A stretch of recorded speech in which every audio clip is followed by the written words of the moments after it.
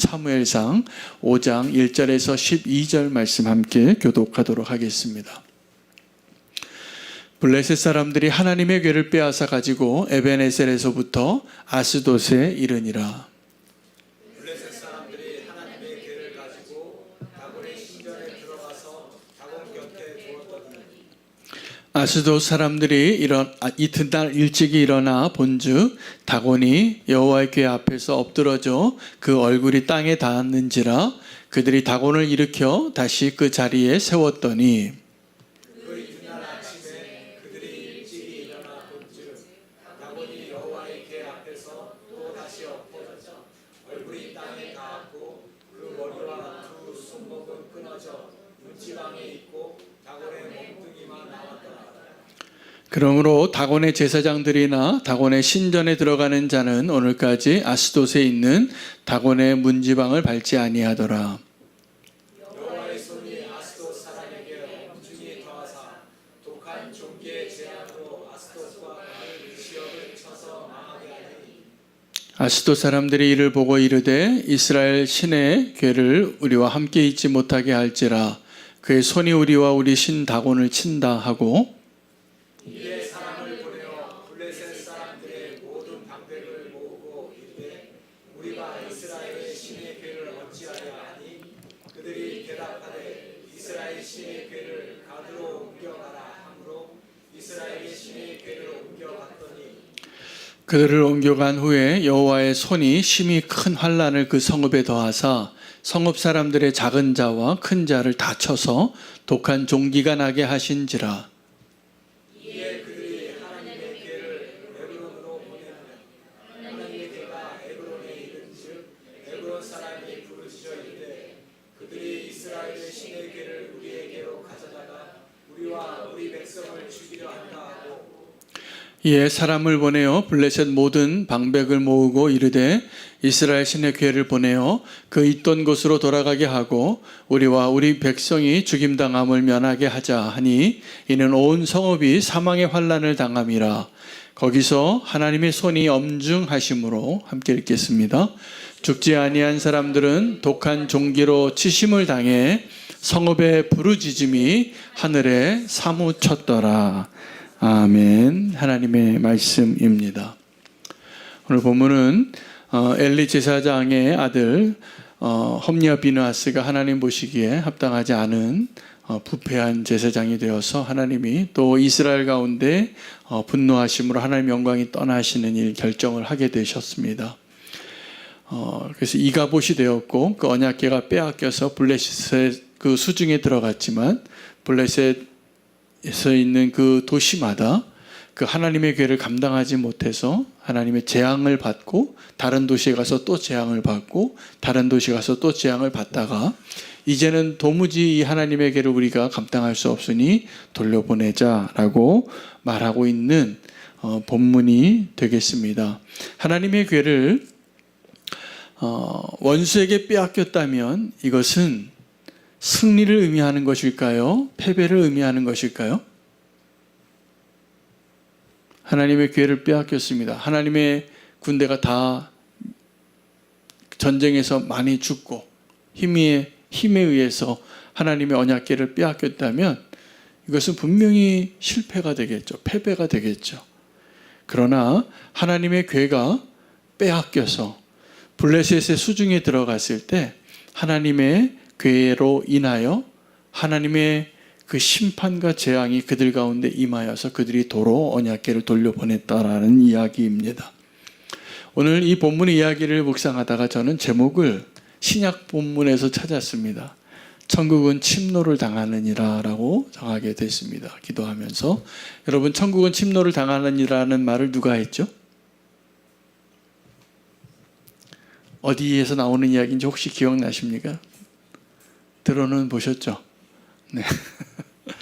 네. 예수님이 하신 말씀입니다.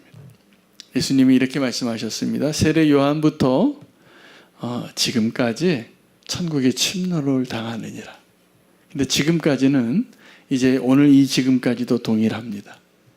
세례 요한의 때부터 이 천국이 침노를 당하는데 이것이 예수님이 말씀하신 하나님의 나라가 확장하는 방식입니다. 그래서 오늘 이 언약궤가 빼앗겨서 우리가 보기에는 이스라엘이 패한 것 같고 소망이 없는 것 같지만 하나님께서는 그 이스라엘의 패배를 통하여서 이스라엘의 잘못을 고치시고 또 블레셋의 하나님의 이름을 높이시고 여전히 하나님이시고 하나님의 나라인 것을 흔들림 없이 보여주신 아주 소중한 본문이 되겠습니다. 오늘 본문을 잘 해석하시기를 바랍니다. 초대교회 교부 가운데 성 어거스틴이라고 하는 분이 기독교 역사에 오랫동안 고전으로 남아있는 아주 중요한 책을 하나 썼는데 하나님의 도성이라는 책입니다. 이 하나님의 도성이라는 책을 왜 썼냐 하면 그가 살아가는 그 시대에 초대교회에 로마 제국으로부터 핍박을 당하는 거예요. 그리고 교회가 너무나 연약해져서 생존할 수가 없었습니다. 절망 가운데 있을 때 이 절망 가운데 있는 성도들을 어떻게 위로할 수 있을까? 그러한 마음에서 이 하나님의 도성이라는 책이 나왔습니다. 지금 그리스도인들은 이 땅에서 망하는 족속 같아요. 억압을 당하고 완전히 패배하는 것 같고 생존하기도 어렵고 여러분 그때 당시에 기독교인들이 로마 황제에 의해서 어떻게 핍박을 받았냐 하면 그리스도인을 잡아서 기름을 부어서 그 도시에 가로등으로 썼습니다. 어둠을 비추는 횃불로 썼어요. 그리스도인이 그 불타면서 비명을 지르며 자기의 몸을 태워서 로마의 그 길가의 밤거리를 밝혔어요. 그런데 그들이 소망으로 그렇게 순교당하는 것을 두려워하지 않고 고통스러워서 비명은 지를지라도 천국 소망을 가지고 믿음을 버리지 아니하고 복음을 증명해냈습니다. 그 시대에 이 두 가지 도시를 이야기한 거예요. 어거스틴이. 그렇구나. 이 성도는 이중 국적을 가지고 살아가는 자구나. 여러분, 저와 여러분이 지금 이중 국적을 가지고 살아가고 있습니다. 이 땅에서 우리는 지금 대한민국 국민으로 투표 다 하셨는데 이 땅에 우리의 나라는 대한민국입니다. 허리 잘린 너무나 분단의 아픔을 가지고 있는 이제 광복절을 앞에 두고 기도도 하셨는데 우리나라에 참 아픔이 많습니다. 이 100년도 안 된 세월 가운데 전쟁으로 폐허가 된 이 나라가 다시 이 선진국 대열에 들어가 있다는 건 정말 기적과 같은 일이죠. 그런 나라가 역사에 없습니다. 100년 만에 이렇게 완전히 무너진 나라에서 이제 다른 나라를 돕는 나라가 된 것. 그래서 컴패션이나 우리나라가 완전히 무너졌을 때 우리나라를 도와주러 왔던 구제단체 사람들이 깜짝 놀라요. 그런 나라가 우리나라밖에 없대요, 진짜로. 이 도움을 받던 그 나라가 지금 다른 나라를 돕는 나라가 된 것은 이건 분명히 하나님의 은혜이고 또 한 가지는 한국이 우리나라 민족이 갖고 경험했던 수많은 고통과 아픔을 상징하는 것이기도 합니다. 저는 우리나라가 너무나 특별한 하나님의 은혜를 입은 나라라고 생각해요. 자, 오늘 우리의 두 가지 나라를 이야기할 때 예수님이 베드로와 함께 거닐 때 그 종교 지도자들이 시험을 했습니다. 예수님께서 유대인인데 이 로마 제국에게 모든 사람이 내야 하는 조세를 세금을 내는가 안 내는가 시험한 거죠. 그래서 예수님께서 이 로마 제국의 법을 잘 안 지킨다면 로마 제국으로 예수님을 모함하려는 의도가 있었습니다. 그때 예수님이 아주 명언을 얘기하셨습니다. 우리 다 기억하시죠? 뭐라고 대답하셨죠? 가이사의 것은 가이사에게, 하나님의 것은 하나님에게. 그러면서 말씀하신 것이 있습니다. 너희 가운데 세금을 내는 사람이 그 왕의 아들은 세금을 내겠느냐? 냅니까 안 냅니까? 안 내죠. 왕은 안 내요. 받는 사람이지. 그렇다면 우리에게 이중 국적이 있을 때 어느 나라가 더 중요한 나라입니까? 가이사의 나라입니까? 아니면 하나님의 나라입니까? 어느 나라가 더 중요한 나라입니까, 우리에게? 분명하십니까? 근데 예수님 말씀하신 게 그거였어요. 하나님의 나라에서는 우리가 하나님의 자녀이기 때문에 하나님의 것을 드리고 하나님과 함께하는 그 하나님의 나라에서 우리의 정체성은 바뀌지 않을 것이다. 그런데 가이사의 나라에서 우리는 핍박받고 세금을 내야 하는 피정복민에 불과하다. 이게 저와 여러분이 지금 이 땅에서 이중국적으로 살아가는 사람들의 현실입니다. 그래서 예수님이 그 세금을 냈냐 안 냈냐 하면 내셨습니다. 베드로에게 물고기 하나 잡아와라. 근데 물고기 잡았는데 그때 그 세금을 낼 정확한 양의 동전이 그 물고기의 뱃속에 들어 있었던 거죠. 그 내셨어요. 탈세하지 않으시고 세금을 다 내셨다는 거예요. 의무를 다하신 거죠. 하나님의 아들이 로마 제국에. 제가 오늘 이 이야기를 하는 것은 우리에게 두 가지 나라가 있고 모든 성도들은 그렇습니다. 그래서 우리가 기억할 것은 우리가 대한민국 국민인 것은 다 아는데 하나님 나라의 국민인 것을 아셔야 돼요. 그것이 훨씬 중요한 가치인 것도 아셔야 됩니다. 그런 면에서 천국이 침노를 당하느니라. 이 천국은 하나님의 나라이고 하늘나라를 의미하는 것이죠. 근데 하나님의 뜻이 이 복음이 확장되어질 때 예수님께서 선포하신 거예요. 이 하나님의 나라가 확장되어지는 방식이 어떻게 될 것인가를. 이 요한의 때부터 지금까지 말씀하시는 그 순간까지 천국은 침노를 당하느니라. 이 천국이 침노를 당하는 것은 마치 이 하나님의 언약궤가 블레셋에 빼앗겨서 침노를 당한 것 같고 패배를 당한 것 같지만 꼭 기억하시기 바랍니다. 하나님의 나라는 블레셋의 수중에 들어가도 결코 무너지지 않습니다. 하나님의 나라는 이 땅에서 우리가 보기에는 망하는 것 같고 우겨싸움을 당하는 것 같아도 침노를 당하는 것 같아도 사실은 하나님의 나라가 확장되고 있는 것이라는 것입니다. 정반대가 또한 설명이 똑같은 의미로 해석이 되는 겁니다. 우리는 이 땅에서 성도로 살아갈 때 이 땅에서 하나님의 나라가 확장되기 위하여 힘으로 정복자가 되려고 하는 방식으로 생각하는 분들이 많으세요. 교회 역사에서 그런 오류를 많이 범했습니다. 구약시대에도 그랬고 교회 역사 가운데 2000년 교회 역사 가운데 십자군 전쟁도 그랬고 그러나 예수님이 말씀하신 하나님의 나라가 확장하는 방식은 그 방식이 아니라는 것을 꼭 아셔야 됩니다. 왜냐하면 하나님의 나라는 그렇게 원수의 수중에 들어간다 할지라도 마치 망하는 나라와 같이 보일지라도 하나님의 나라는 지금도 끊임없이 확장되고 있기 때문에 그렇습니다.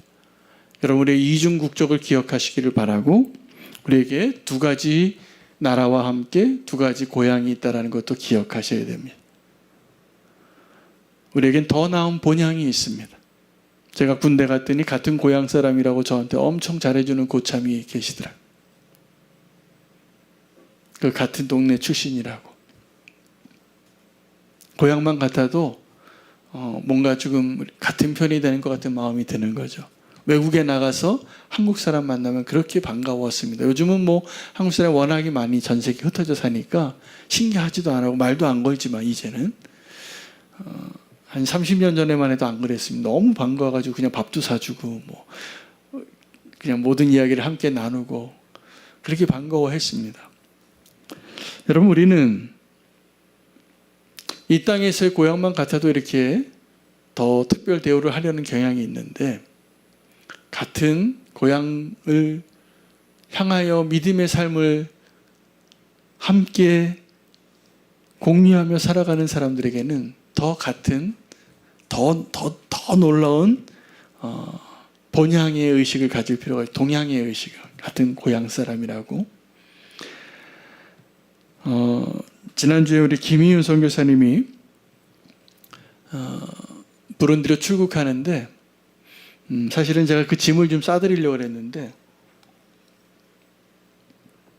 싸줄 사람이 있다고 그러시더라고요. 어떤 선교사님이 도와준다고 제가 들어가지고 그러시냐고요. 뭐 젊은 사람이 도와주는 줄 알았어요. 그 단체나 어떻게 아는 분이. 근데 공항에 가봤더니 어마어마한 짐을 가지고 출국을 하셨더라고요. 준비를 해오셨더라고요. 제가 죄송했어요. 그렇게 많은 짐을 쌀 거면 내가 좀 가서 도와드릴 걸. 근데 이야기를 들어보니까 이 김희우 선교사님이 콜택시를 불렀는데 밴으로 짐이 워낙 많으니까 뭐 이야기를 하다 보니까 이 선교사님이 자기 얘기를 아무한테나 잘 하시잖아요. 그래서 이제 선교사로 간다는 걸 얘기하신 것 같아요. 근데 그 택시 기사가 그 얘기를 다 들으시더니 김희윤 선교사님이 집에 그 짐 싸주러 오시겠다는 거예요. 그분이 싸줬더라고요. 택시 기사가. 그리고 공항에 그걸 다 밴딩을 해야 되거든요. 이게 23kg짜리 이만한 박스들을 다 8개를 만들었기 때문에 그거를 이제 다 밴딩을 그분이 해줬더라고요. 돈도 그분이 냈더라고요. 그 밴딩한 분을, 그 비용을. 그래서 나중에 알고 봤더니 그분이 목사님이시더라고요. 목사님이신데 택시를 모시는 분이었는데 그 김희우 선교사님을 보고 선교지로 가는 불쌍한 선교사라 여기고 이렇게 본인이 할 수 있는 최선을 다해서 섬겼던 것 같아요. 아마 우리 교회에서도 아마 김희우 선교사님을 위해서 돕고 마음을 나누고 이렇게 사랑을 도와주시는 분들이 다 똑같은 이유 때문일 겁니다. 같은 고향 사람이고 그리고 하나님의 나라가 확장되어지는 일을 같이 기뻐하기 때문이죠. 하나님의 나라가 저는 오늘 이 천국을 하나님의 언약궤로 대입해서 설명해 보려고 합니다. 여러분이 이 언약궤가 이스라엘 가운데 있을 때 이스라엘은 하나님 앞에 그 언약궤를 합당하게 모시고 인정하고 하나님으로 여기고 살았을까요? 아닙니다. 아주 모욕했습니다. 그 언약궤가 있는 곳에서 거룩한 제사장은 하나님이 용납할 수 없는 죄를 범하고 이스라엘 백성도 하나님을 알지 못하는 건 비슷한 수준이었을 것입니다. 그런데 그 하나님의 언약궤가 이 블레셋과의 전쟁에서 패배하고 있다가 언약궤가 들어온다고 했을 때 이스라엘은 환호했습니다. 이제 끝났다. 이겼다. 하나님 우리와 함께 하신다. 이래야지 맞는 스토리가 되잖아요. 그렇죠?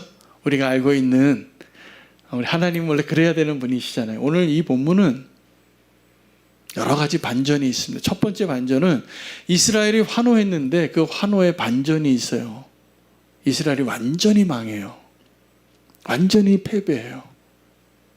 그리고 그 언약궤가 뺏길 뿐만이 아니라 홈리와 비느하스가 죽고 엘리가 죽고 하나님의 영광이 떠나는 거예요. 반전이죠. 그들은 언약궤가 들어오면 완전히 이제 하나님 우리를 도우셔서 이제 너희 다 죽었어 이렇게 해서 힘을 얻고 이제 우리 이길 줄 알았는데 실망시킨 거죠. 이스라엘은 완전히 패배했습니다.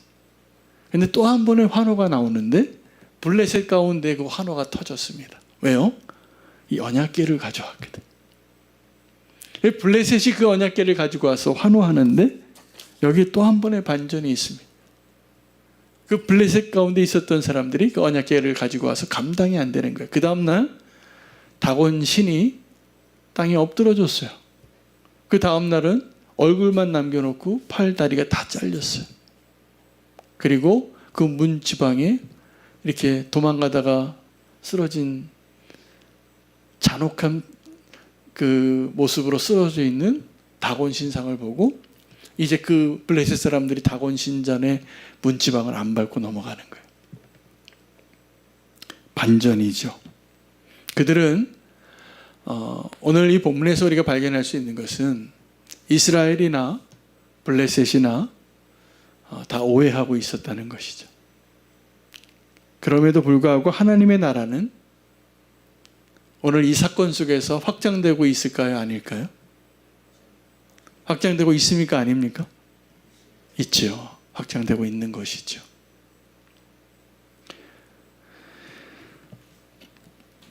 우린 치열한 영적인 전쟁 가운데 지금도 살아가고 있는데 하나님의 도구가 되는 사람이 있고 사단의 도구가 되어지는 사람이 있습니다. 자, 연약한 사람을 예를 들어 보겠습니다. 우리가 너무나 연약한 사람이 있어요.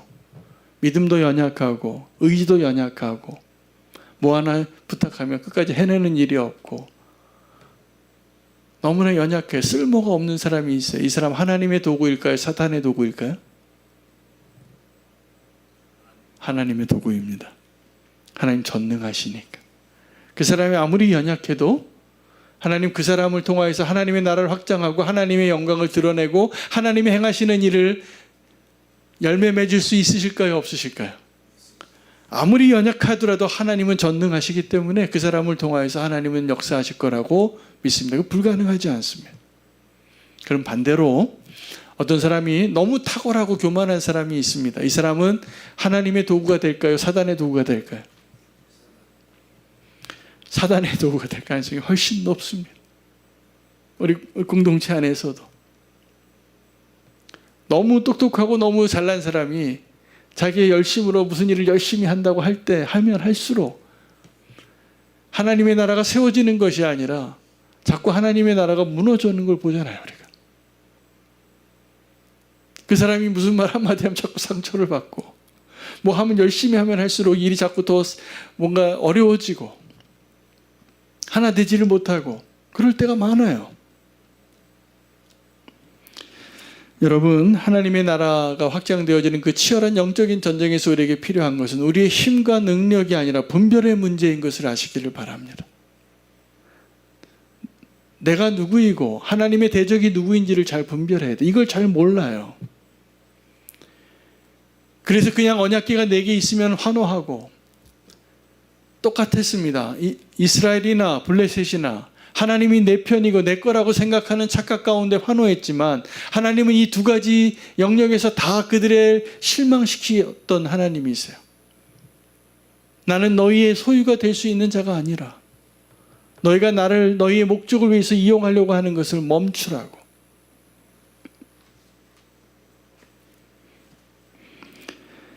하나님에게 있어서 가장 큰 대적은 사실은 우리 안에 있는 내 자아가 하나님의 가장 큰 대적일 때가 많습니다. 이 자아가 강한 분들이 있어요. 근데 이 자아가 강한 거는 뭐 어쩔 수 없는 사실인데 그래서 이 자아를 잘 다룰 줄 알아야 됩니다. 특별히 이 믿음의 공동체 안에서는. 내가 내 이 자아를 십자가에서 그리스도와 함께 죽이고 함께 죽었다는 것을 믿어야 돼요. 근데 우리가 막 죽이는 것도 아니에요. 이미 죽은 거예요. 예수님이 우리의 자리에 오셔서 내 자아와 함께 죽으셨어요. 여러분 그걸 믿으시나요? 근데 우리는 이걸 믿지 않고 자꾸 내 자아를 죽이려고 하는 거죠. 한번 해보세요. 그게 잘 되나? 우리는 내 자아 편이지 예수님 편이 아니에요.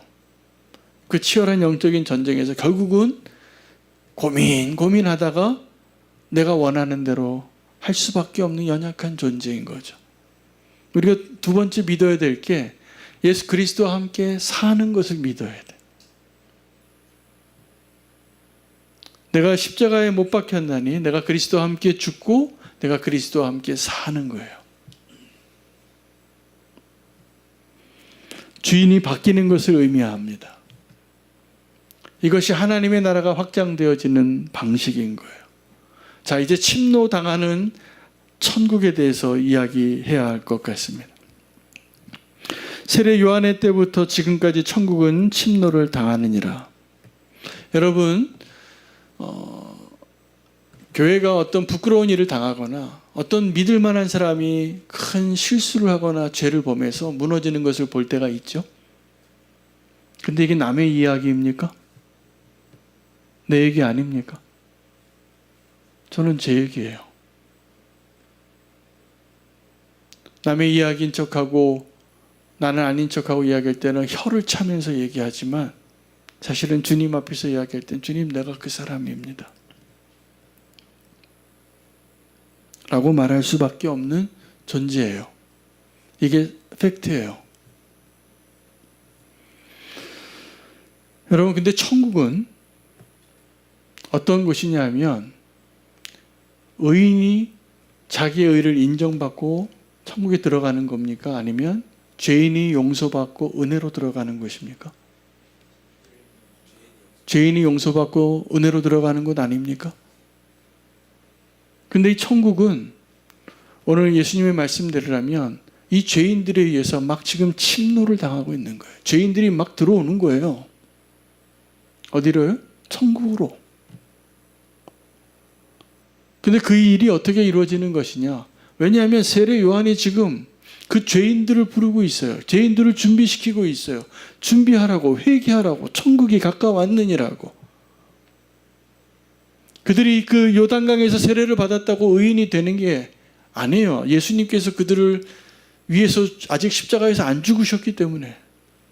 그러나 이제 주님께서 그 목적으로 오셔서 이 세례 요한과 함께 동역하고 계시기 때문에 예수님이 십자가에서 죽으시고 부활하시면 그것을 믿는 자들은 다 천국에 들어가는 거예요. 할렐루야. 이것이 천국이 침노를 받는 방식입니다. 지금도 천국은 침노를 당하는 거예요. 이 죄인들에게. 죄인들이 막 들어와요. 하나님의 은혜로. 구약에는요, 어떻게 하나님의 나라가 확장된다고 하나님이 역사하셨냐면 아주 연약한 이스라엘이라는 한 민족을 위대하게 하고 아름답게 했습니다. 그들에게 하나님의 이름을 주시고, 자 보십시오. 그들이 애굽에서 나올 때 어떻게 나왔습니까? 애굽을 심판하고 나옵니다. 그들이 가나안 땅에 들어갈 때 어떻게 들어갔습니까? 가나안에 있는 악한 자들을 너희가 멸하여서 그 땅을 차지하라고, 그들을 다 진멸시키라고. 이게 하나님의 나라 확장하는 방식이었어요. 구약에서. 근데 오늘 구약에서 그렇게 해야 되는데 이제 하나님의 언약궤가 우리와 함께 있으면 저 가나안 민족을 향하여서 승리하는 것처럼, 저 애굽에서 나왔을 때처럼 하나님이 우리와 함께 하시면 그들을 심판하시고 우리를 구원하셔서 우리를 자유케 해주시는 그런 역사가 이루어져야 하는데 오늘 이 본문은 그렇지 않아요. 예수님께서 말씀하시는 천국이 침노를 당하는 것과 같은 우리를 실망시키는 본문이에요. 여러분, 교회 역사 가운데 가장 기독교 문화가 강한 지역이 전 세계에서 어느 대륙입니까? 유럽이죠. 유럽은 북아프리카 또 유럽 이쪽에는 계속 기독교가 그 지역에 마조리티가 됐어요. 대부분 다 기독교로서 역사가 계속 바뀌어졌는데 그냥 똑같은 기독교의 명맥을 이어온 게 아니라 그 사이에 400년마다 사실은 이 주인이 바뀌었습니다. 유럽 땅의 주인이. 근데 어떻게 바뀌었냐 하면 야만인들이 그 유럽 땅을 공격해서 다 점령해 버려요. 첫 번째 야만인이 고투족이었어요. 그 다음에 바이킹이 들어와요. 그 다음에 이슬람이 들어와요.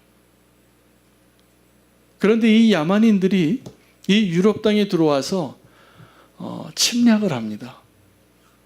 어떻게 침략하냐면 이 야만인이 들어왔을 때 제일 돈이 많은 곳을 점령하고 약탈해 가지 않겠습니까? 어디에 돈이 제일 많았을까요? 교회입니다. 교회를 제일 많이 약탈했습니다.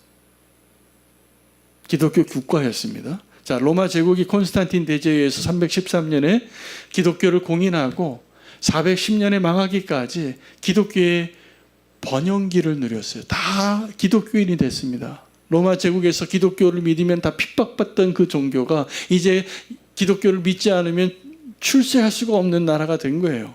다 기독교인이 되고 다 교회가 세워졌는데 망해요. 410년에. 그때 410년에 이 침략자들이 들어왔을 때 교회들을 다 멸하고 기독교인을 다 죽이고 기독교인들을 데리고 가서 자기 아내를 삼습니다. 결과적으로 기독교가 멸망돼야 되잖아요. 그렇죠? 이 야만인들이 이 기독교를 점령했는데 유럽 지역을. 역사는 그렇게 되지 않습니다.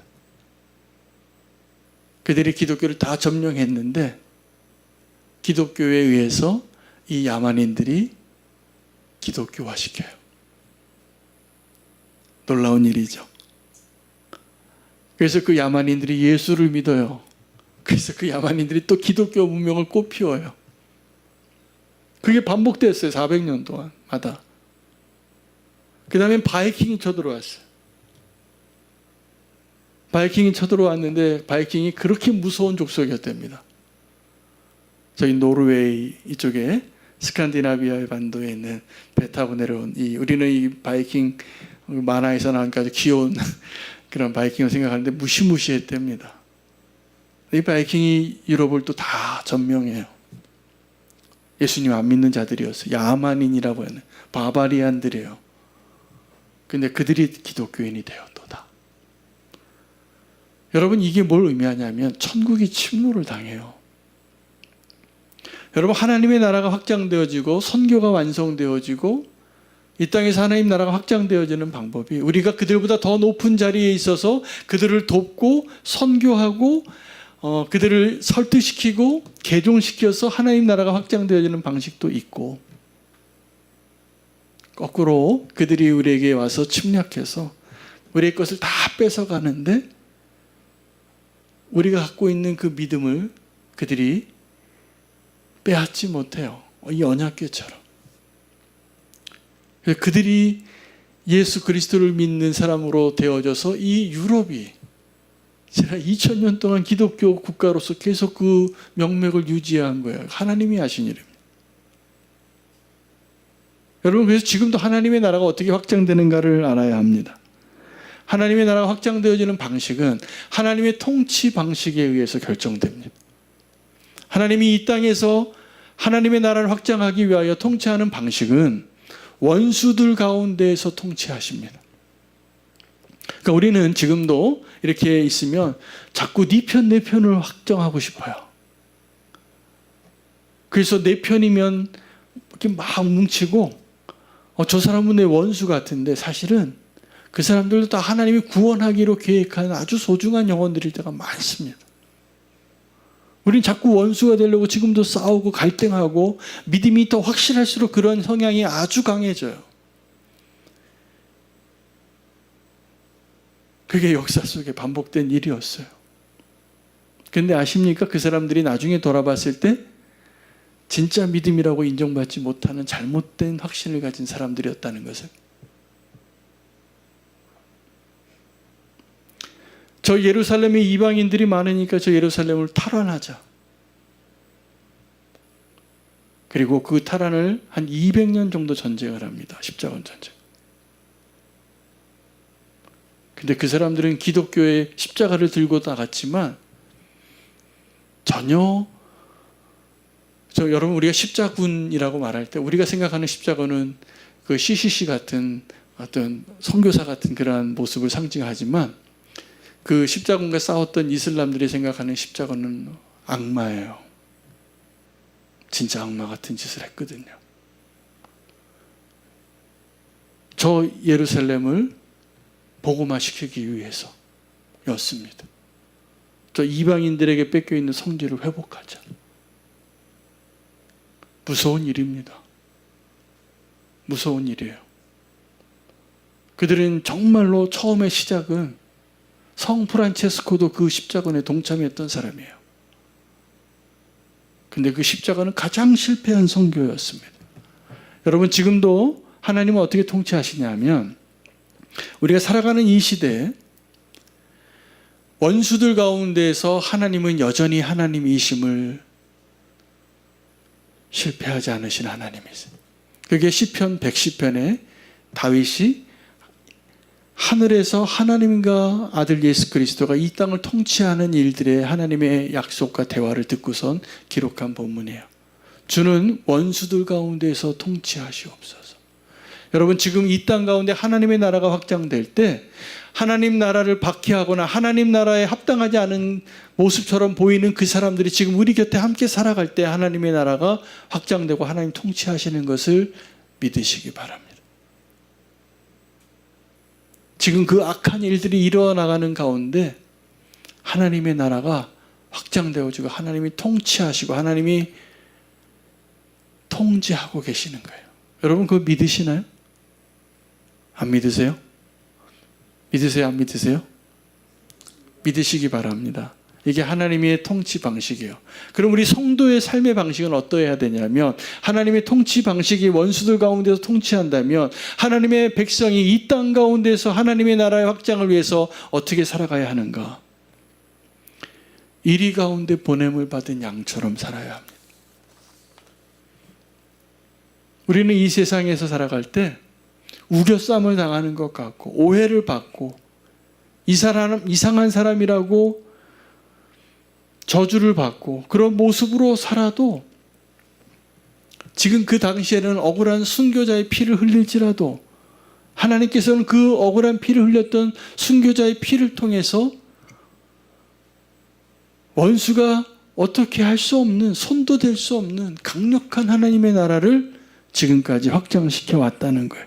우리는 이 세상에 살아가면서도 이리 가운데 살아가니까 우리도 이리가 돼야지, 이렇게 생각하는 분들이 많으세요. 근데 주님이 우리를 그렇게 보내지 않으셨다는 사실이에요.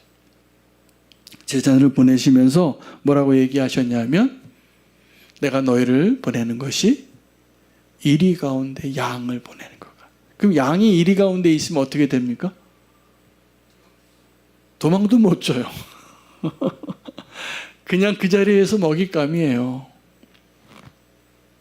근데 그것을 통해서 하나님의 나라가 확장되게 하실 것이라는 거예요. 이것을 우리가 뭐라고 얘기하냐면 십자가의 도라고 말하는 거예요.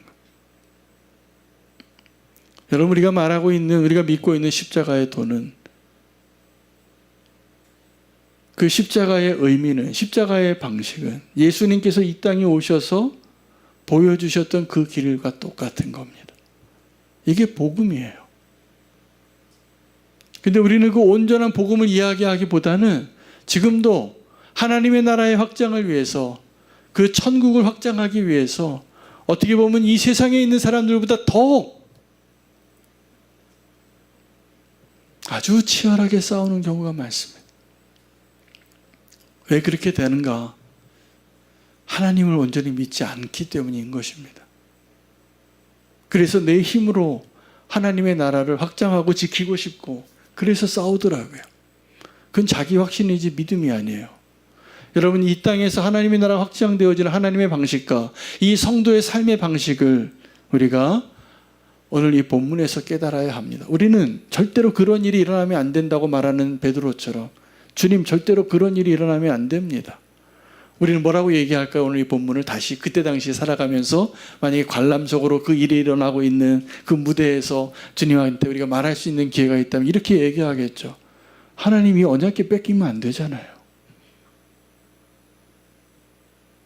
그 막 말리고 싶을 겁니다. 그 언약궤가 들어가서 하나님이 하나님 되심을 하나님 스스로 증명해 내시잖아요. 블레셋이 다 재앙을 받고 그들이 감당할 수 없어 도로 돌려보내는 그 고민을 하게 되잖아요. 우리는 그 언약궤를 내가 지키기 위하여 칼을 뽑고 그것이 하나님을 위한 일이라고 생각하고, 하나님이 이 땅 가운데서 통치하시는 방식과 정반대의 방식으로 살아가고 있다면 이 말을 이해 못하는 겁니다. 천국은 침노를 당하느니라. 우리는 이 천국이 이 세상을 정복하느니라 이렇게 말하고 싶은 사람들이에요. 근데 예수님은 그렇게 말씀하지 않으셨어요. 요한의 때부터 지금까지 이 천국은 침노를 당하느니라.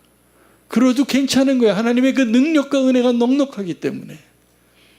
그리고 그것이 하나님이 계획하신 방식이었어요. 예수 그리스도의 십자가는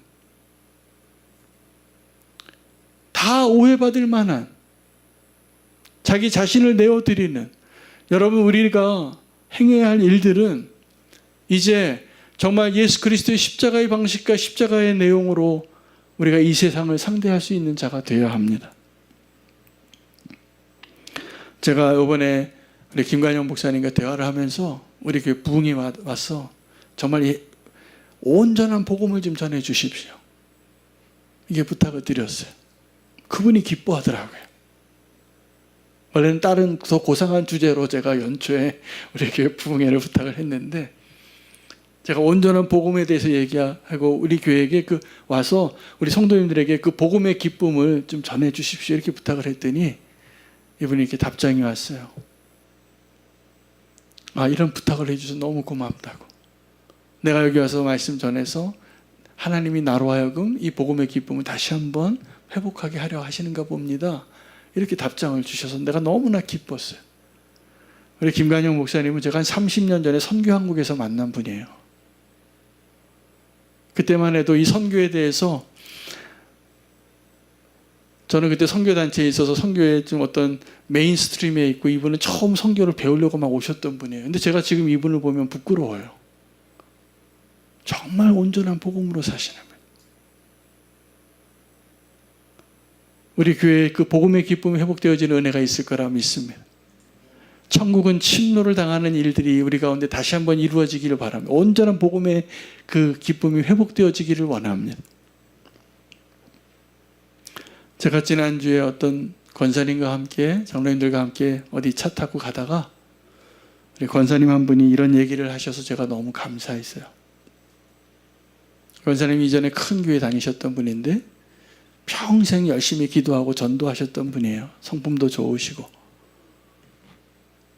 근데 이 권사님이 지금, 목사님 제가 젊었을 때 너무 하나님의 나라를 잘못 알았던 것 같아요. 이렇게 얘기하시는 거예요. 젊었을 때는 그렇게 얘기했다는 거예요. 그냥 이 조그만 교회 다니는 사람들한테 이런 교회 다니지 말고 저기 좀 쟤네도 그럴듯한 교회 다니라고, 큰 교회 다니라고. 그리고 막 무시하고 조그만 교회 그러지 말고 이 큰 교회 우리 같이 가자고 그러셨다는 거예요. 근데 그게 지금은 부끄러우시대. 내가 천국을 정말 오해했구나. 그러면서 우리 교회에 와서 정말 그 복음의 본질을 더 알게 돼서 너무 기쁘시다고 얘기하는데 제가 너무 감사했어요, 그날. 그러면서 저에게 그렇게 얘기하시는 거예요. 목사님, 우리 교회가 이제 분리개척할 거죠? 여러분, 교회가 이 땅에서 더 자꾸 커지는 것에 관심이 많고 십자가의 복음이 아니라 다른 영광을 구하고 이게 잘못된 방향으로 가고 있는 겁니다.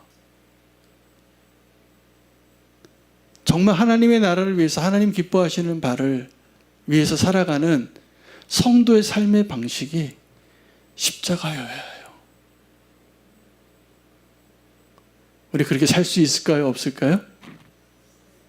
예? 있습니다. 주님이 그걸 원하시기 때문에. 그리고 그게 진짜 하나님의 나라가 확장되는 방식이에요. 저는 우리 청년들이 우리 교회에 작은 자 사역이 따로 있는데 보니까 각자가 자기의 삶에서 정말 작은 자 사역을 이미 하고 있는 청년들이 있어서 너무 감사한 거예요. 수요일마다 노숙자 사역을 하는 청년이 있어요. 벌써 수년째 하고 있어요. 저는 그 자리에 있는 그 자매가 우리 수요 예배 드리는 자리에 하기 때문에 우리 교회 와서 그 시간에 와서 반주 좀 하면 좋겠는데 반주를 안 하고 가서 노숙자 사역을 하는 거예요. 근데 너무 감사하고 너무 훌륭한 거예요. 그게 진짜 예배예요. 저는 우리는 교회 모든 성도님들이 이 십자가의 방식으로 하나님이 기뻐하시는 하나님의 나라를 세워나가고 확장하는, 그래서 천국이 침노를 당하는 일 가운데 그 말의 의미가 무엇인지를 알고 이 땅에서 하나님의 뜻이 이루어지고 이 땅에서 하나님의 나라가 세워지는 것이 이 땅의 나라가 세워지는 것보다 훨씬 중요하다는 것을 알고 그렇게 살아갈 수 있는 한 분 한 분으로 세워져 가는 것을 보고 싶습니다. 이게 우리는 교회가 존재하는 이유라고 저는 믿어요. 여러분, 그렇게 하면 그 길을 가기를 원하십니까? 주님께서 우리는 교회를 이끌으시고 인도하시는 그날까지, 언제까지일지 모르겠지만 하나님이 통치하시는 방식으로 이 땅에서 우리 성도가 살아가야 할 합당한 삶의 방식으로 주님이 기뻐하시는 하나님의 나라를 그렇게 세워갈 수 있는 기쁨으로 충만해지시기를 축복합니다. 오늘 하나님의 말씀 그대로 천국이 침노를 당하는 것이 기뻐할 수 있는 저와 여러분 되시기를 원합니다. 함께 결단하고 찬양하도록 하겠습니다.